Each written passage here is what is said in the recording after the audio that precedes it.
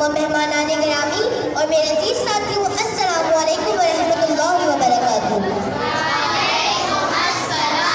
آج میری تقریر کا موضوع ہے ولادت باسعادت حضرت محمد مصطفیٰ صلی اللہ علیہ وآلہ وسلم۔